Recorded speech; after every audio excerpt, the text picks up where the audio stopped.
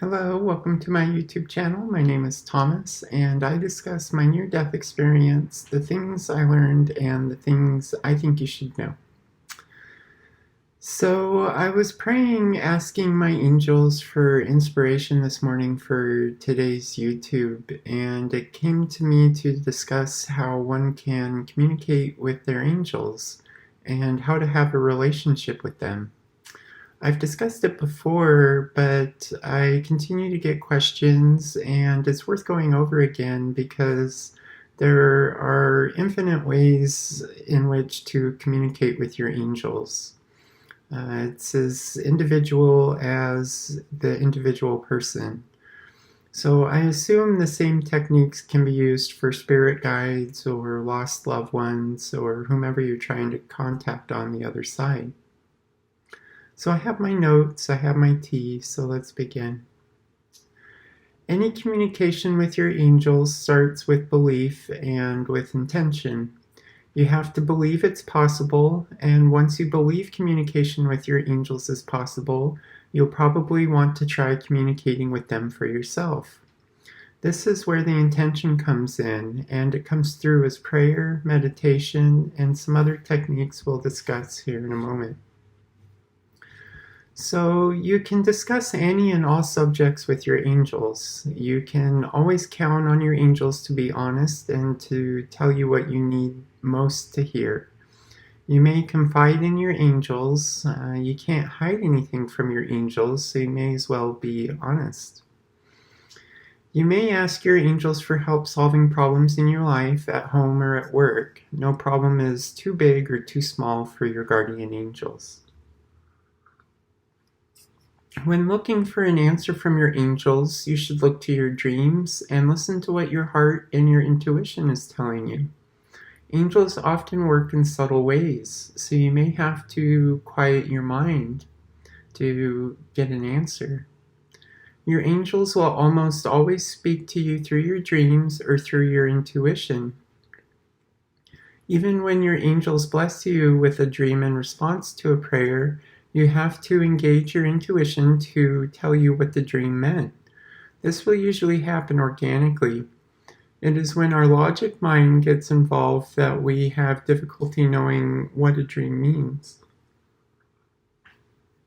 Writing out the answer to a prayer from your angels is an effective means of getting answers, as it helps you slow down your thoughts and tune into your intuition. Engaging your imagination in everyday life helps build your, quote, psychic skills, as psychic abilities are closely tied to your imagination. Your angels will not infringe upon your free will, so you have to reach out to your angels. They rarely show up without being called upon unless your life is in danger or there is some other important reason for doing so. It might be an angel coming to you while you nap to tell you that you need to make some important change in your life before it's too late. Meditation is a great way to meet up with your angels. It may take a lot of meditation, or it may happen with beginner's luck as you begin to meditate. I've had both happen to me. But I have been able to meet up with Sarah, my guardian angel, while in deep meditation. Although it was something I had set an intention for and prayed for, I didn't have anything to do with suddenly finding myself with Sarah at some celestial meeting place while in meditation. So one night after meditating for about an hour, I found myself on a moonlit pebble beach. There was a large gray moon right in front of me. It was framed on either side by these really steep mountains that sloped down into the sea that was gently lapping in front of me. Behind me was lush tropical vegetation and a bamboo hut. Then I looked to my left and there was Sarah with a fire lit, waiting for me to see her. It was quite incredible. I meditate a lot, but I rarely find myself with her. I'm sure if I was more skilled at meditating, I could make it happen at will. I probably just need to meditate more to learn how to do it. Sometimes your angels carry too much energy to find them in meditation, and sometimes this is the case with Sarah, even though I also sometimes find her through meditation. So all existence exists in a state of resonance or vibration. Angels are high vibrational beings, and this is what my research tells me. So it was suggested to me to use rhythmic drumming to create an altered state and go into trance in order to meet up with Sarah. Meditation creates an altered state. It's just kind of a different way of doing the same thing. Native peoples around the world have used rhythmic drumming and rhythmic dance to create altered states and to meet up with their spirit guides for millennia. There's no reason why it wouldn't work with your angels, and indeed it has brought me closer to Sarah. The more I play my chakra drum, the closer I feel to her. And if you want a website for getting singing bowls or chakra drums, etc., I can just give me a comment and I'll let you know. So I think that meditation, when combined with prayer, is the best means of meeting up with your angels, but you have to believe it is possible. Otherwise, your angels only show up when it is deemed necessary by God or by your guardian angels themselves. So even though my near-death experience helped me believe communication with my angels was possible, I've still had to do the inner work necessary to make it happen. So synchronicity is another way in which communication with your angels is possible, and it is more likely, in fact probable, to happen than a full-on encounter with your angels. This method of communication is less one-sided than it may seem, as it takes your detective skills to notice them in the first place.